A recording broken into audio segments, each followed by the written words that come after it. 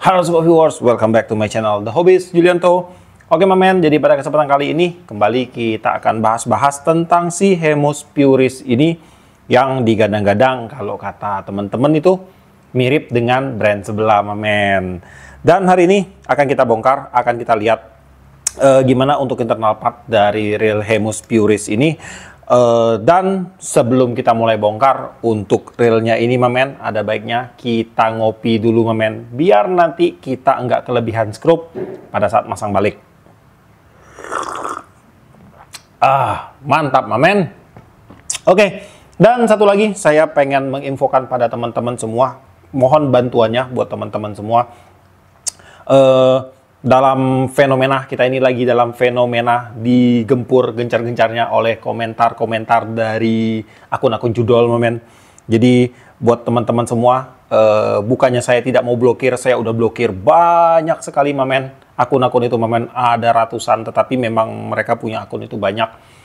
Dan saya mohon bantuan juga buat teman-teman semua. Mungkin kalau yang lihat di chat saya, di chat kita, di kolom komentar itu ada yang berhubungan dengan hal-hal seperti itu, mohon bantuan teman-teman semua untuk ikutan report dia punya akun men.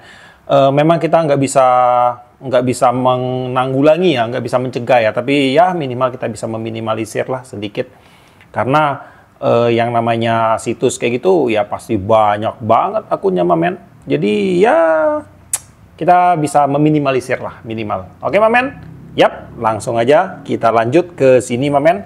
Nah, kita akan mulai bongkar untuk si Hemus Puris ini. Pada bagian handle, di sini dia menggunakan tipe tupis men. Dan untuk handle-nya ini berbahan metal. Kemudian untuk knobnya dia menggunakan round knob. Dan untuk knobnya ini bisa dibongkar pasang men. Tapi nggak usah kita buka, karena kemarin sudah saya coba buka. Di bagian asnya ini, itu kencang banget untuk dratnya, saya sampai kesusahan untuk buka men, dan nggak usah dibuka lah, biarin aja, sayang takutnya lecet men. Dan kemudian di dalamnya ini udah ada ball bearing, ada dua sih ball bearingnya men. Dan kemudian di bagian spool, di sini dia menggunakan spool dengan tipe double anodizing untuk pewarnaannya. Dan dengan double anodizing tentunya untuk spoolnya ini akan jadi lebih awet, lebih tahan lah. Dari segi warnanya itu dia nggak mudah kusam, terus dari segi korosi dia juga lebih baik men. Kemudian untuk tutup spoolnya di sini dia udah ceper banget nih. Nah, spoolnya menggunakan tipe antara reguler dan shallow, jadi dia nggak terlalu dalam, nggak terlalu dangkal juga. Pada bagian bibir spool dia menggunakan V-shape, di sini juga ada di coating lagi men. Dan ini halus banget untuk coatingannya. Jadinya dengan konsep seperti ini tentunya untuk reel ini didesain khusus untuk mencari long cast men. Jadi memang difokuskan untuk lemparan jarak jauh. Dan kemudian untuk tutup spool di sini dia udah terdapat satu buah karet seal. Nah, kemudian kita lanjut lagi, kita akan buka di bagian drag systemnya. Oke.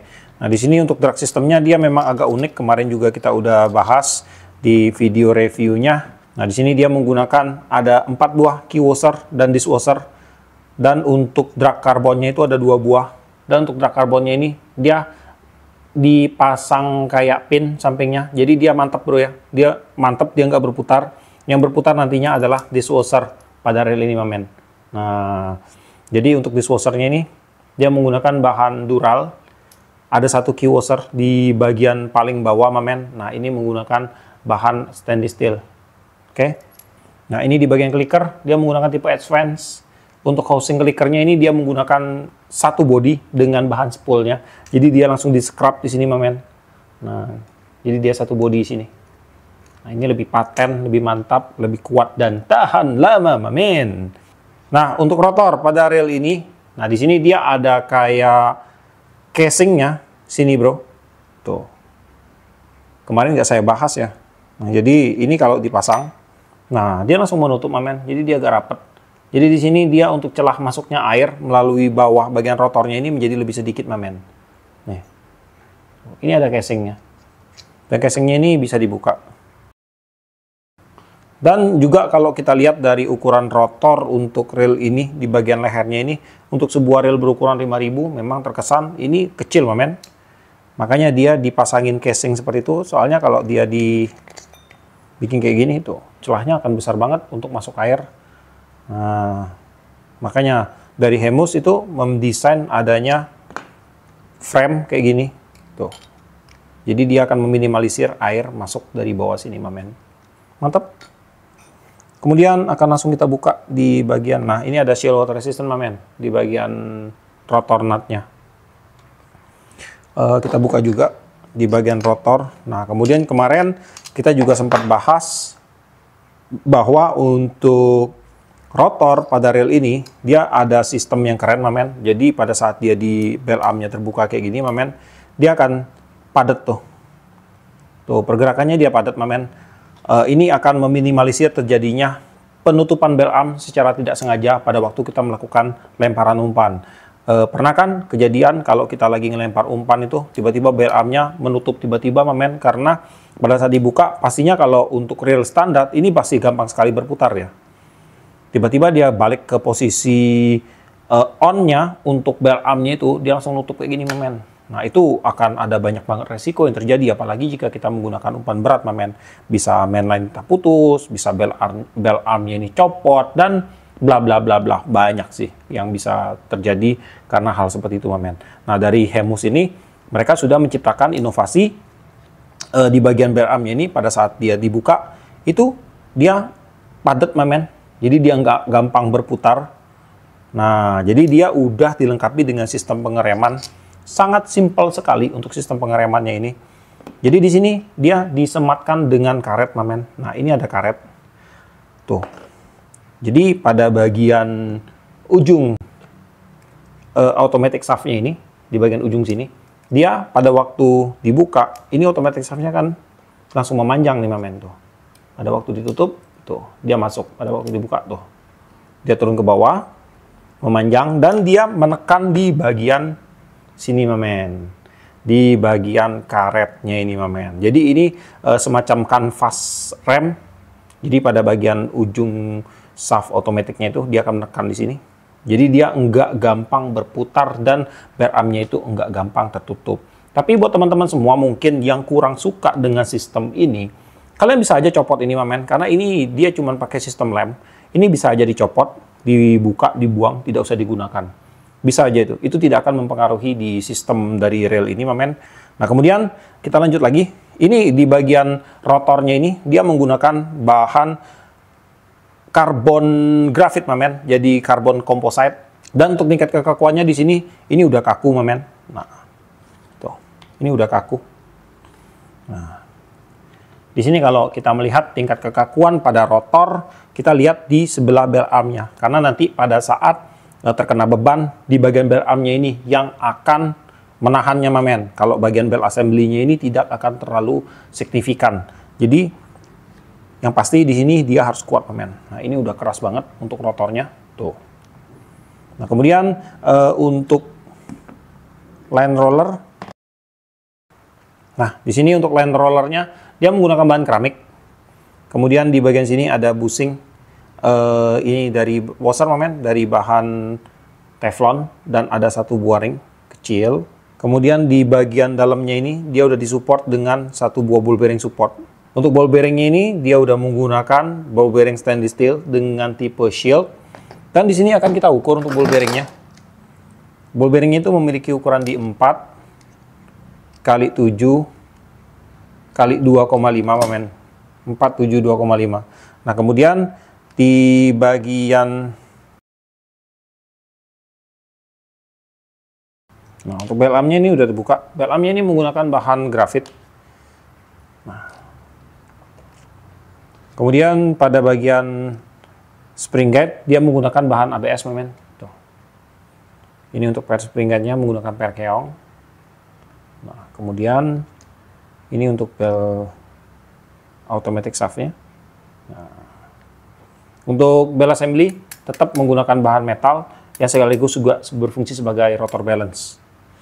Oke, kita lanjut lagi, mamen.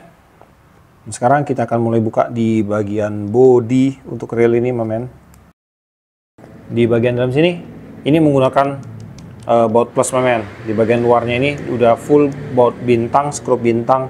Ini menggunakan T8 untuk kuncinya. Ini menggunakan T8 ya.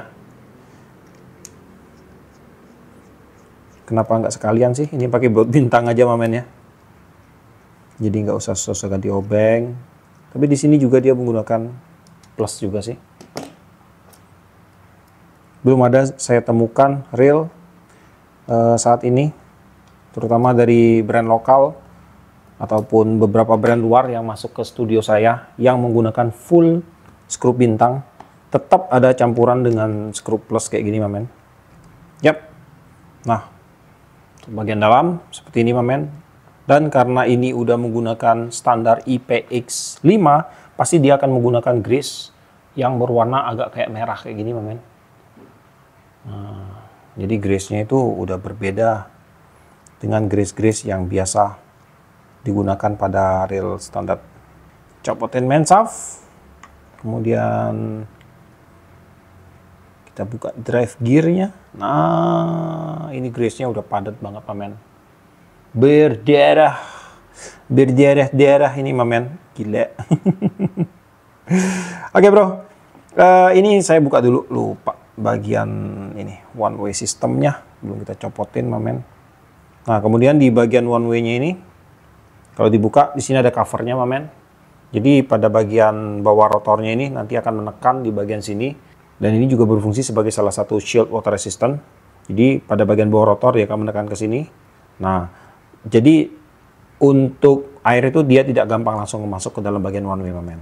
Tuh. Jadi kalau ada citatan air, dia harus melewati dua buah celah ini. Baru dia bisa masuk ke dalam sini. Dan di sini pun udah ada karet seal-nya, mamen. Tuh. Nah, ini udah karet seal-nya, jadi udah mantap sih. Dan akan kita buka untuk one way sistemnya. Kemudian di bagian dalam one way sistemnya ini ada beberapa part. Ada BB ball bearing support, kemudian ada ball bearing seater, kemudian ada one way clutch, dan satu buah bushing. Nah, di sini juga ada satu buah ring. Jadi saya akan jabarkan dulu satu persatu untuk spare partnya ini. Baru nanti akan kita ulas lagi. Oke, mamen? Oke, mamen. Jadi untuk reel Hemus Puris ini udah dalam keadaan terbongkar semua acak-acakan dan spare partnya di sini terlihat cukup banyak, mamen. Dan sekarang kita akan cek one by one untuk spare part penyusun dari reel Hemus Puris ini. Pertama-tama pada bagian body untuk reel ini dia menggunakan bahan XRC atau Extra Rigid Cage kalau dari Hemusnya. Dan di sini dia menggunakan bahan karbon ya, mamen. Jadi untuk karbon pada bodi ini udah tinggi. Dia menggunakan 40% karbon. Jadi membuatnya dia sangat kaku sekali dan sangat ringan banget, mamen. Dan kemudian untuk bahan XRC sendiri itu digunakan di beberapa produk dari brand internasional, mamen. Seperti Shimano, Daiwa. Mereka juga menggunakan bahan XRC ini di beberapa reel mereka. Yang pasti untuk penamaan bahan pada reel Shimano atau Daiwa itu nggak mungkin XRC, mamen. Mereka menggunakan nama berdasarkan teknologi mereka sendiri. Nah, kemudian di bagian body untuk reel ini keren banget, mamen. Karena untuk bodinya ini dia udah dilengkapi dengan seal. Ini akan saya copotin dulu sealnya. Ini kalau tidak teliti nggak akan kelihatan, mamen, untuk sealnya ini, mamen. Nah, ini, mamen. Jadi, nah, dia udah menggunakan seal. Ada seal frame pada bagian reel ini, mamen, di bagian bodinya. Ini pasti udah bakalan kedep banget, mamen. Nah, kalau brand sebelah belum ada ini, mamen. Ya nggak? Yang pernah bongkar, coba diingat-ingat. Kayaknya saya belum ada deh yang brand sebelah. Nah, tapi kalau yang brand sebelah sih menangnya dia bahannya udah pakai dural. Nah, kalau ini dia belum metal, mamen. Tapi ya plus minus, semua plus minus, mamen. Kita nggak bisa menerapkan bahwa satu reel itu lebih baik daripada yang lain. Karena sebaik-baiknya reel itu pasti akan ada nilai sisi minusnya, mamen. Kecuali kita beli reel yang harganya udah ya 10 juta, belasan juta. Itu pun di mata beberapa orang mungkin pasti akan ada nilai minusnya lagi, mamen. Nah, kemudian kita lanjut lagi. Di bagian main shaft untuk reel ini dia menggunakan bahan stainless steel, mamen. Dan main shaftnya ini tebal banget, bro. Dan di sini kalau kita ukur ya, diameternya itu ada di 4,44 mm. Untuk panjangnya, kurang, mamen. Ini untuk panjangnya ada di 98,68 mm, mamen. Nah, kemudian kita lanjut lagi di bagian pinion. Ini menggunakan pinion gear yang terbuat dari bahan brass seperti biasa, mamen. Dan untuk pinion gearnya ini Panjangnya itu ada di 41,18 mm. Tebal asnya itu ada di 7,95 mm, mamen. Kemudian untuk pinion gearnya ini dia disupport oleh satu buah ball bearing support di sini. Nah, untuk ball bearing supportnya ini kita akan ukur juga. Ini bongsor banget, mamen. Tuh. Ini dia memiliki ukuran di 8, 16, 5, 8, 16, 5, mamen, untuk ukurannya. Pada bagian dasar pinion gearnya ini juga dia sudah disupport dengan satu buah kayak busing, mamen. Tuh, ini bisa dibuka. Nah, ini one way-nya, mamen. Dan one way-nya ini udah menggunakan one way yang mahal nih, mamen. Ini udah bagus punya untuk one way-nya. Jadi di bagian dalamnya itu ada 10 roller bearing kayaknya, mamen. Saya hitung dulu ya. 1, 2, 3, 4, 5, 6, 7, 8, 9, 10. 10 roller bearing di bagian dalamnya, mamen. Jadi makanya dari Hemus Puris ini untuk gap-nya itu sangat tipis sekali, mamen. Cuman di 0/sekian mili aja, mamen. Karena dia memiliki banyak banget roller bearing pada bagian dalam one way-nya ini, mamen. Kemudian kita lanjut lagi di bagian drive gear untuk reel ini. Pada bagian asnya, ini dia menggunakan bahan stainless steel. Pada bagian drive gearnya, pada bagian giginya, ini masih menggunakan bahan zinc. Tapi bahan zincnya di sini, ini terkesan kokoh banget, mamen. Tuh, tebel, kokoh. Nah, cek aja sendiri, mamen. Tuh, ini udah jelas banget kan. Ini terasa tebal, kokoh, dan bahannya pun tidak kayak zinc biasa, mamen. Ini bahannya dia lebih, nggak tahu ya, mungkin karena cuttingannya lebih presisi atau gimana. Tapi yang pasti ini dia lebih mengkilat, mamen. Dan kemudian untuk drive gearnya ini kalau saya ukur panjang asnya itu ada di 29,91 mm. Asnya sebelah kanan di 7,97 mm, sebelah kiri di sama, mamen. Untuk diameter gigi payungnya di 30,61 mm. Kemudian untuk tebal giginya itu ada di 2,2 mm. Untuk idle gearnya itu ada di 11,2 mm untuk diameternya. Dan untuk tebal idle gearnya ini dia ada kurang lebih di 1 mm, mamen. Kemudian di bagian kiri dan kanan drive gear juga sudah disupport dengan dua buah ball bearing support. Ini untuk yang sebelah kiri dia memiliki ukuran di 8 kali 14 kali 4. Kemudian untuk yang sebelah kanan dia memiliki ukuran di 8, 13, 4. Nah, kemudian di bagian oscillating gear. Nah, di sini untuk oscillating gearnya ini keren ini, mamen. Saya kurang tahu sih bahannya ini apa. Apakah ini zinc ataukah ini aluminium? Karena kalau dia diwarnai kayak gini, biasanya sih aluminium, mamen. Tapi untuk bobotnya ini agak berat untuk sebuah aluminium. Saya kurang tahu sih ini untuk nama bahannya apa. Tapi sepertinya ini bukan zinc, mamen. Beda tuh. Untuk dasar zinc tuh dengan dasar ini beda, mamen. Saya kurang tahu sih. Tuh. Beda sekali, mamen, untuk dasarnya ini. Ini bukan zinc. Mungkin aluminium lah ya, mamen ya. Tapi ini agak terasa sedikit berbobot sih. Kalau aluminium kan biasa ringan, mamen. Dan untuk oscillating gearnya ini akan saya hitung juga. Ini memiliki diameter ada di 21,58 mm. Dan untuk tebalnya itu ada di 3,90 mm, mamen.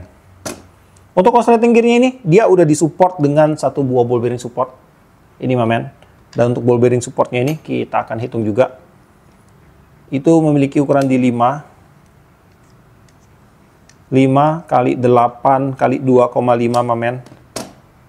Dan untuk oscillating gearnya ini, dia udah duduk ya. Dengan dikunci oleh satu buah skrup.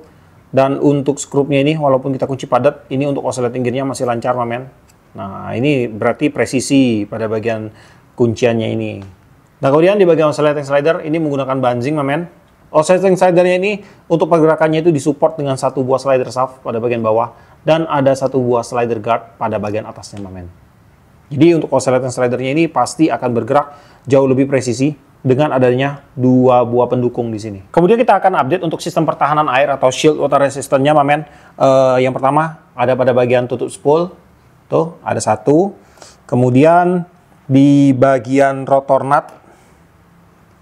Nah, ini dua, mamen. Di bagian cover one way juga di sini ada seal-nya, men, dan ini juga untuk covernya ini termasuk salah satu seal water resistant, dan juga di bagian one way-nya ini kalau kita buka di dalam sini juga dia udah ada karet seal-nya, men. Nah, ini tuh.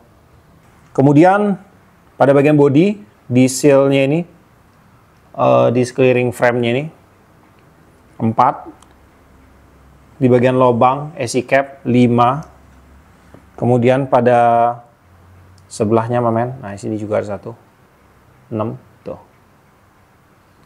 Ada 6 titik seal water resistant, men. Yap.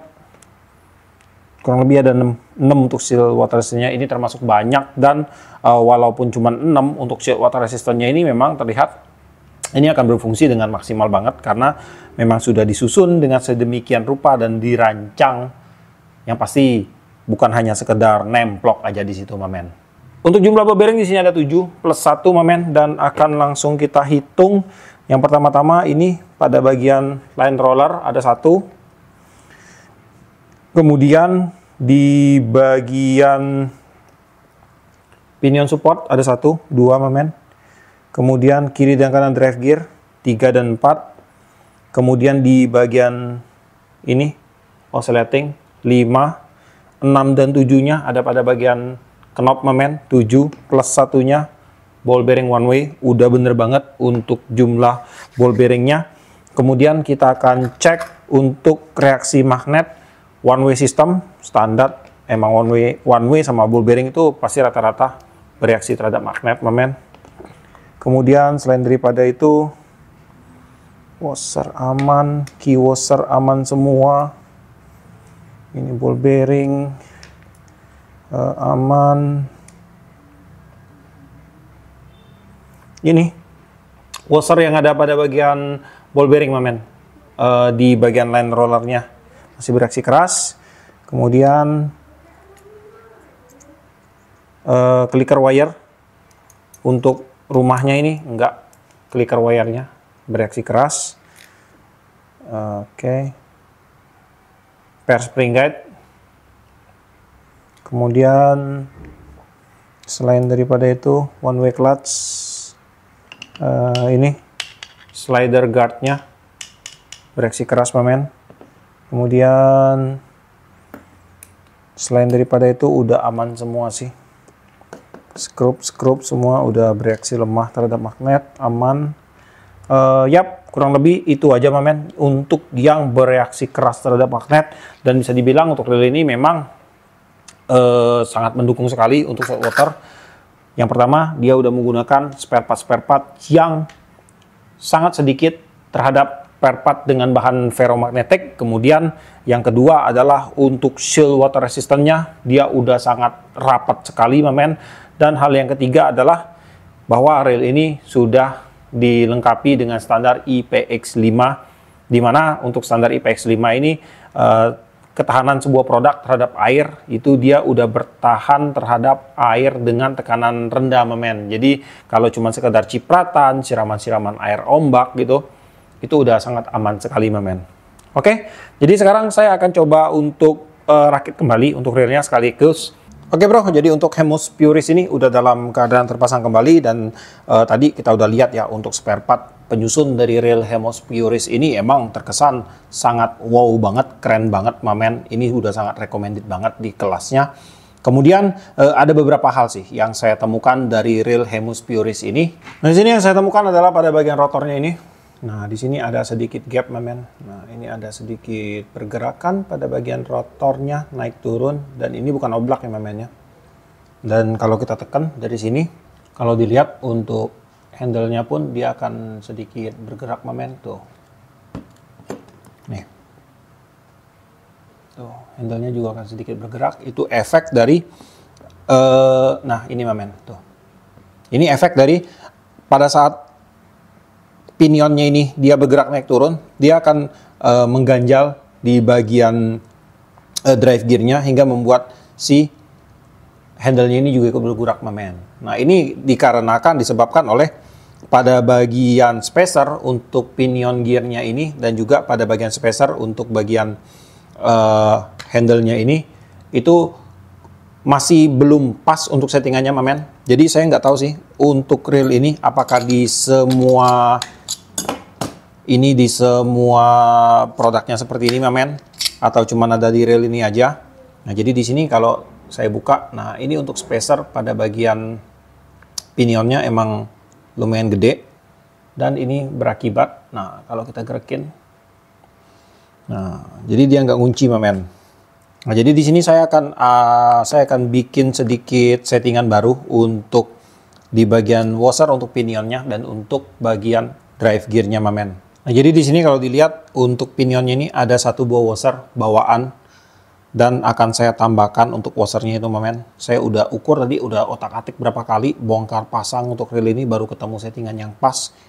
Dari jam berapa? Nih, udah jam 7, mamen. Dari sekitar jam 5 saya otak-atik, mamen. Dan untuk settingannya adalah di sini akan saya tambahkan 2 buah washer. Untuk washernya ini dia ukuran di 8 kali 10, mamen. 8-10 dan untuk tebalnya itu di 0,10 mm. Dan untuk washer yang saya tambahkan itu ada 2 piece. Nah, di bagian sini, mamen, saya tambahkan 2 piece. Kemudian di bagian one way akan saya belit pakai selotip biar dia duduk lebih mantap nanti pada bagian rumah one way-nya.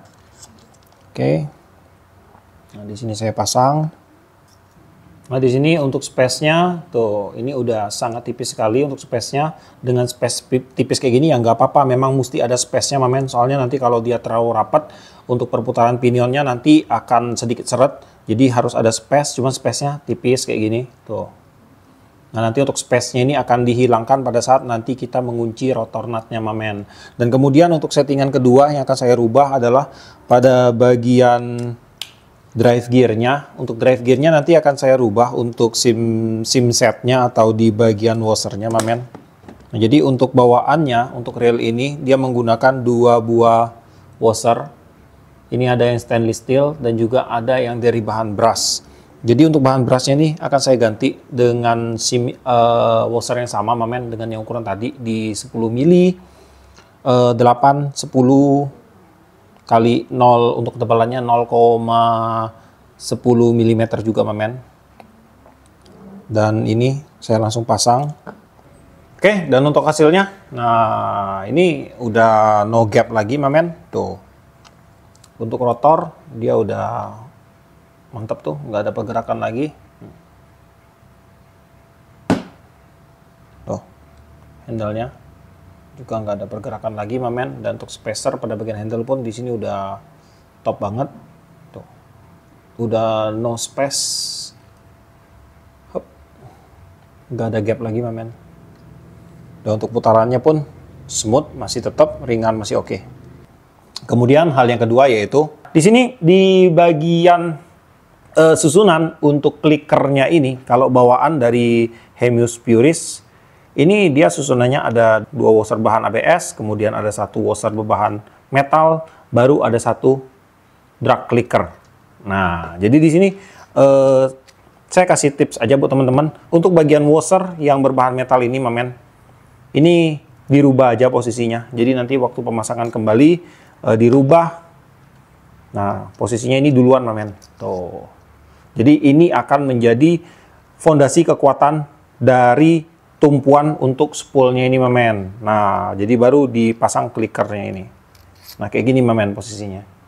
Nah, jadi jangan, kalau kita posisinya kebalikannya kayak gini, berarti untuk tumpuannya itu nanti akan bertumpu pada clickernya ini, mamen. Nah, sedangkan ini akan lebih kuat kalau dia bertumpu pada bagian washernya ini. Baru clicker. Nah, baru spool washernya, mamen. Nah, kayak gini.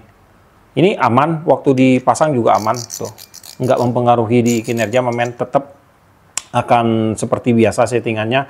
Cuma nanti untuk ukuran 2000, 3000 dicek lagi apakah dia bisa dengan menggunakan settingan seperti ini. Clickernya ini bisa pas pada bagian housingnya.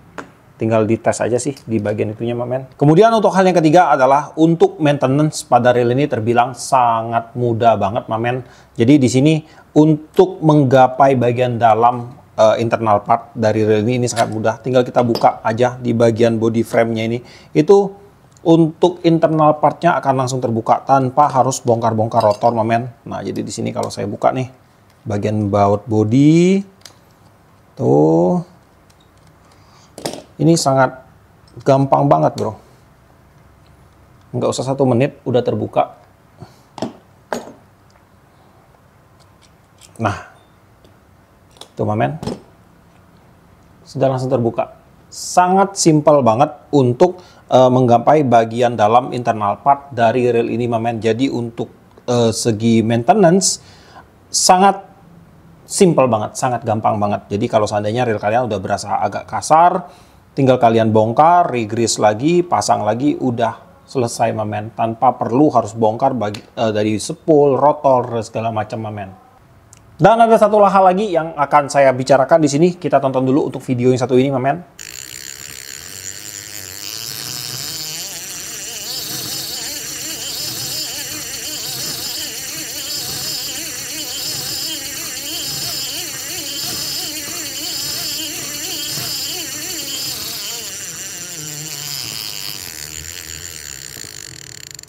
Nah, jadi setelah kita lihat video tadi, ada beberapa teman-teman yang berargumen bahwa untuk spool reel ini oblak, mamen. Padahal di situ udah jelas-jelas saya tulis bahwa untuk pengetesan drag clicker pada reel ini itu menggunakan tension drag knob 0. Makanya untuk spoolnya itu terlihat oblak. Nah, gini. Jadi kalau dengan tension drag 0 kayak gini, ya pasti oblak lah, mamen. Nggak mungkin nggak oblak. Shimano Stella aja kalau tensionnya di 0 kan pasti oblak, mamen. Beda konsepnya kalau kita pakai tension full padat gini. Nah, ini saya kunci, mamen. Nah, mana oblaknya, mamen? Tuh, mana oblaknya? Nggak ada oblaknya, mamen. Dan malahan ada juga yang bicara dihubung-hubungkan dengan ball bearing lagi ya. Jadi di sini saya akan memberikan statement. Tapi ini versi saya sendiri sih. Saya nggak tahu dengan versi orang lain, mamen ya. Jadi pertama-tama saya akan buka dulu untuk spoolnya ini. Kita akan berbicara tentang masalah spool oblak di sini, mamen. Jadi untuk spool oblak itu bukan semata-mata dia tidak ada ball bearing, dia akan menjadi oblak, mamen. Faktor spool oblak itu ada beberapa faktor menurut saya. Yang pertama itu yang pasti adalah karena tidak presisi pada bagian main shaft, itu adalah faktor terbesarnya, mamen. Pertama-tama pada bagian pinion gearnya itu dia harus presisi dengan dudukannya, dengan ball bearingnya. Jadi dia nggak ada oblak. Bukan space ya, bukan space naik turun ya. Ini kita berbicara masalah oblak, dia bisa bergerak ke kiri, ke kanan, entah kemana-mana, mamen.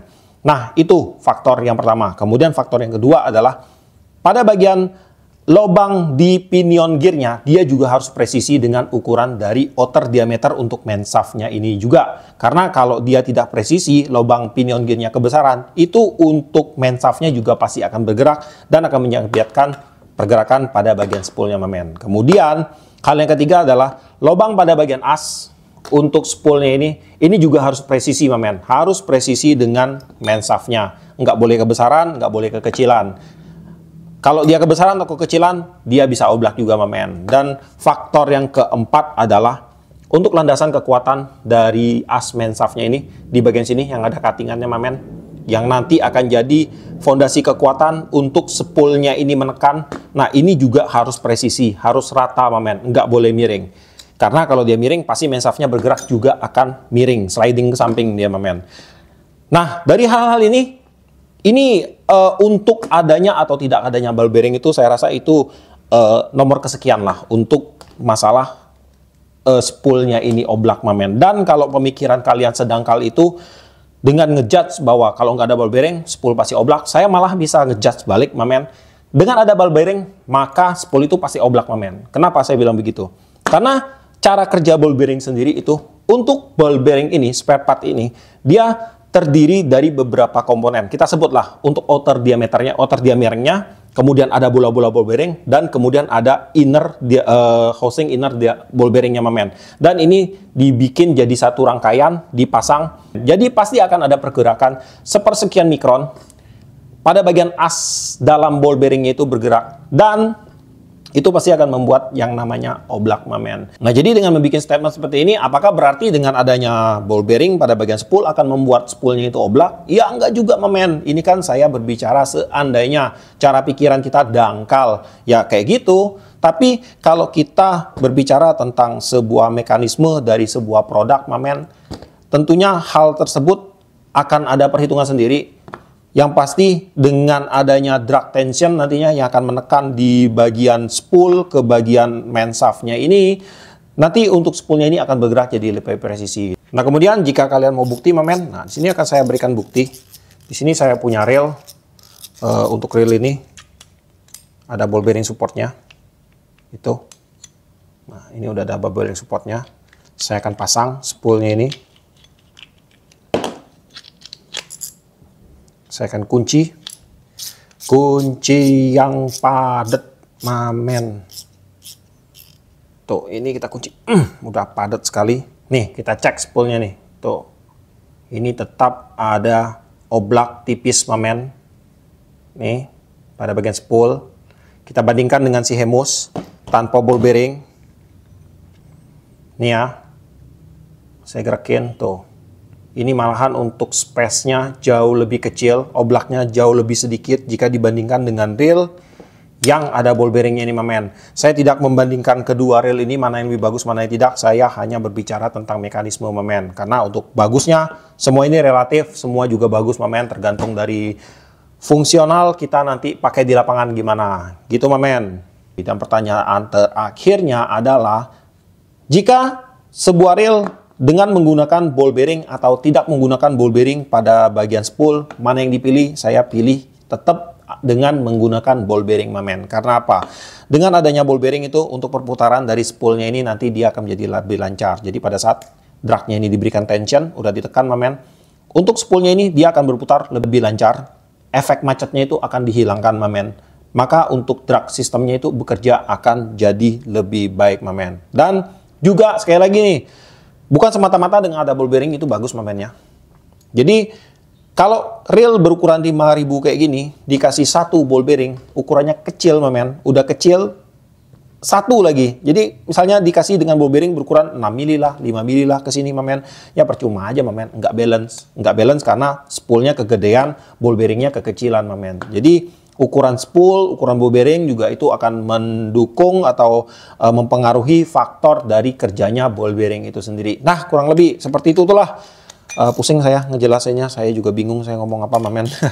Oke bro, jadi kita balik lagi ke Hemus Puris ini. Secara keseluruhan untuk Hemus Puris ini kalau kita lihat dari spare part penyusun, kemudian dari fitur-fitur, ini worth it di harganya ini worth it mamen. Cuman saya kurang tahu sih ya untuk si Hemus Puris ini, yang seperti tadi saya bilang di bagian settingan untuk sim setnya atau washernya itu apakah semua seperti ini atau cuman di reel ini saja, saya nggak tahu mamen. Tapi saya harap yang lain itu semua pada presisi semua sih untuk washernya mamen.